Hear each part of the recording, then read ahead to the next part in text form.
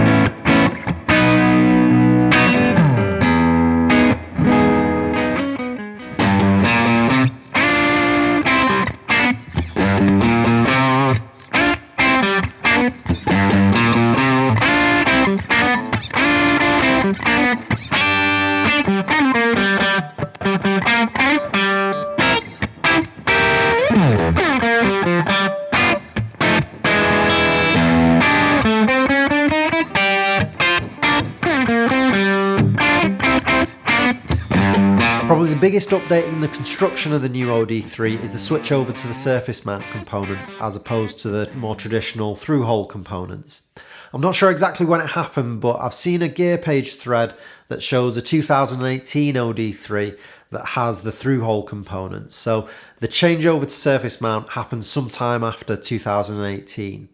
Not all Boss pedals are like this. A lot of other Boss pedals made the switch over to surface mount a lot earlier, particularly delays and reverbs, pedals with a lot of components. I don't want to get too into the surface mount component versus through-hole component debate here.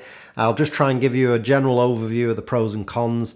But you can see immediately the surface mount components are so much smaller. They save so much space in a pedal. I hear manufacturers saying they're a lot cheaper to manufacture this way. They get a more consistent sound from pedal to pedal. So you can understand why a lot of modern pedals are built this way. The only downside is if you like to mod your pedals, or if you ever need a pedal like this repairing, it can be a little bit more difficult to find someone to do the work. It's not impossible to find someone who will repair or modify surface mount components. It just requires a different set of tools and skills, that's all. So if I need a pedal repairing, I just know that if it uses through-hole components, it's going to be a little bit easier for me to find someone to do the work. And yes, I know it's unlikely for a Boss pedal to go faulty, but if you use Boss pedals as much as I do, they do occasionally need to be repaired. I've had battery clips get damaged, they need to be replaced. Buffer stages have gone faulty on some of my pedals and they needed to be repaired. The knobs can get damaged and they need to be replaced sometimes. So I'm just saying it does happen occasionally. There are some other small differences as well, like the color of the pedals are a little bit different.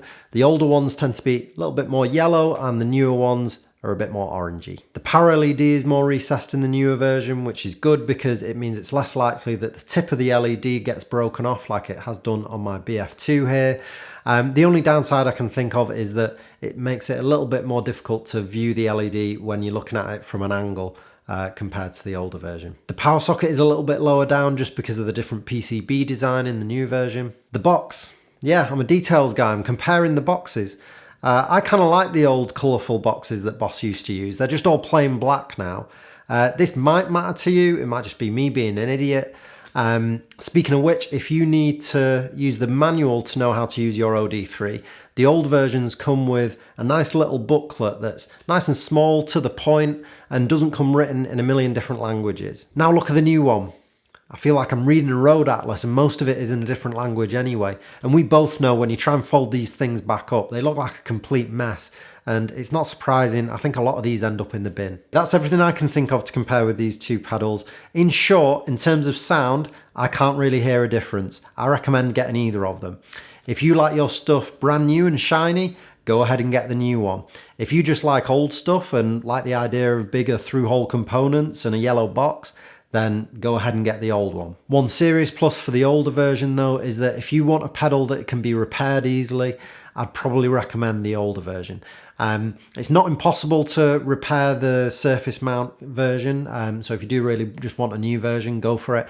But I think you'll have an easier time finding someone to repair the older through-hole component version rather than the newer one. Same goes for if you like to mod your pedals as well. Probably go for the older one. If like me, you're a fan of the Boss OD-3 and Boss pedals in general, you might want to check out some of my other videos on the OD-3. I've got a whole playlist full of them.